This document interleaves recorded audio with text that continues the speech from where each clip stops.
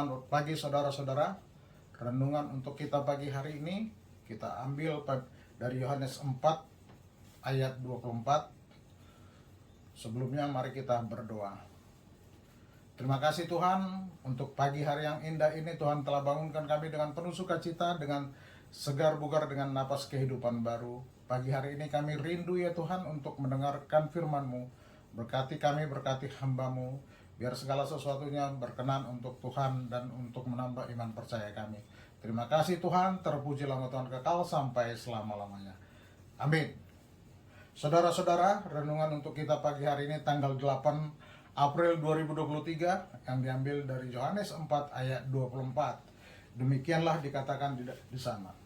Allah itu roh, dan barang siapa menyembah dia harus menyembahnya dalam roh dan kebenaran.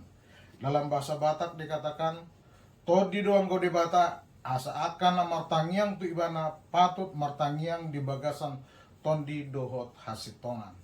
Saudara-saudara, konteks dari ayat ini sebenarnya berbicara tentang percakapan Yesus dengan perempuan Samaria.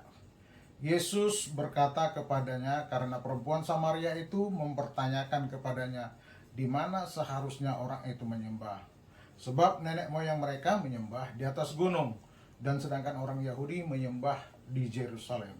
Secara sederhana, Yesus menjawab bahwa menyembah bukan lagi di atas gunung dan harus di Yerusalem, tapi orang-orang dapat menyembah dalam roh dan kebenaran. Mengapa kita harus menyembah dalam roh dan kebenaran? Sesuai yang disampaikan Yesus kepada kita, bahwa Allah itu adalah roh. Apa artinya Allah itu adalah roh? Allah itu roh, maka Allah itu tidak terbatas. Allah itu berada di mana-mana. Yang dimaksud dengan Allah itu roh, yaitu tidak berbentuk, tidak berwujud seperti fisik manusia. Karena Allah itu roh, maka tidak terbatas menyembahnya. Tidak dibatasi tempat, tidak dibatasi ruang, tidak dibatasi dengan waktu, karena dia adalah roh. Menyembah Allah itu bukan hanya di gereja saja, dimanapun dapat dilakukan karena Allah itu roh.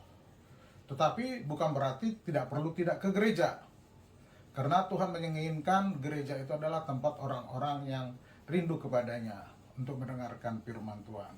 Yang perlu diingat bahwa Allah itu telah ada dalam diri kita masing-masing, karena diri kita adalah bait Roh Kudus, dan Roh Kudus itu ada berdiam di dalam diri kita. Hal ini sebenarnya sudah disampaikan oleh Rasul Paulus pada 1 Korintus 6 ayat 19. Demikian dikatakan bahwa kamu bukan kamu sendiri, sebab kamu telah dibeli, harganya telah lunas dibayar. Muliakanlah Allah dengan tubuhmu. Allah itu roh dan bukan daging. Jelaslah bahwa Allah roh adanya, tidak boleh disembah jika bukan dalam roh. Artinya orang berdoa tapi pikirannya kemana-mana, itu namanya berdoa yang berpura-pura, hanya berdoa secara badannya. Jangan berharap doanya didengarkan Tuhan, karena dia tidak berdoa dalam roh. Tuhan Yesus menghubungkan menyembah dalam roh dan kebenaran dengan penyembah yang benar. Mereka ini adalah kelompok umat yang benar-benar berbakti dan berbeda dengan orang-orang lain yang nampaknya saja berbakti dan tingkah lakunya hanya agamawi saja. Penyembahan di dalam roh dan kebenaran adalah penyembahan yang sesuai dengan hakikat Allah yang adalah roh. Sedangkan penyembahan dalam kebenaran berkaitan dengan sikap hati yang bersih, berdoa dengan tulus, yang telah membuang segala rasa marah dan dengki, dan dia membersihkan dirinya.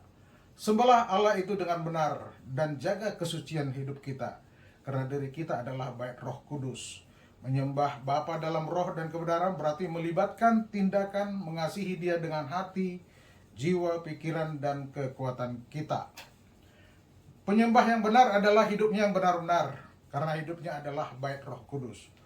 Muliakanlah Allah melalui perbuatan sehari-hari. Jadi tidak ada lagi kiblat-kiblat atau tempat-tempat tertentu untuk berdoa, menyembah Allah. Tapi Yesuslah adalah kiblat kita. Tuhan Maha Hadir, tidak dibatasi oleh tempat, karena setiap saat Tuhan ada dalam diri setiap orang yang percaya. Setiap orang percaya dapat menyembah dalam setiap waktu, setiap tempat, dan dapat bersekutu dengan Dia, karena ada Dia di dalam hati orang yang percaya. Amin. Mari kita berdoa. Terima kasih Tuhan, kami telah mendengarkan firman Tuhan bahwa Engkau adalah roh, dan kami pun untuk dapat menyembah-Mu harus di dalam roh, supaya kami dapat hidup sesuai dengan kehendak Tuhan. Terima kasih Tuhan, terima kasih. Dengarlah doa permohonan kami yang kurang sempurna ini. Bapa kami yang di sorga, dikuduskanlah namamu, datanglah kerajaan-Mu, jadilah kehendak-Mu di bumi seperti di sorga. Berilah kami pada hari ini makanan kami yang secukupnya, dan ampunilah kesalahan kami seperti kami juga mengampuni orang yang bersalah kepada kami.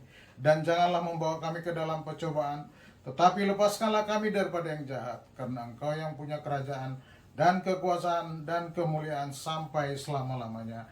Amin. Kasih anugerah dari Yesus Kristus dan kasih setia dari Allah Bapa serta persekutuan dari Roh Kudus yang menyertai kita dari dahulu, sekarang, sampai selama-lamanya.